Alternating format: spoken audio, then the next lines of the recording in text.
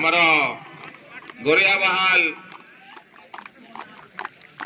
मकर यात्रा कमिटी 2 दिवसीय football tournament रो आमर अतिथि वृंद वर्तमान आमर खिलाड़ी मान को साक्षात करछंती। या परे परे आमर फाइनल खेल अनुष्ठित हेबो।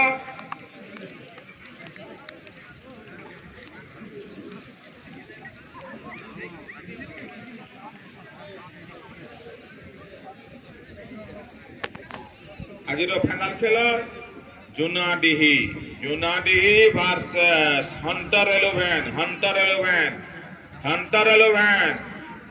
कमला रंग जर्सी रे हंटर 11 दल एवं आमर नील रंगर जर्सी रे आमर जुनाडीही गतकाली जुनाडीही दल फाइनल को प्रवेश करथिले। आज हंटर 11 फाइनल को प्रवेश करछंती एवं आमर फाइनल खेल अनुष्ठित हेबो।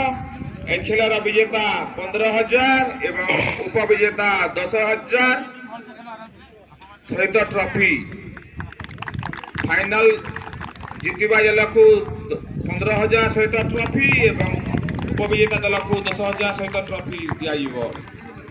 वर्तमान आमर फाइनल खेल आरंभ होगा जाऊे। प्रशांत होई खेल परिचालक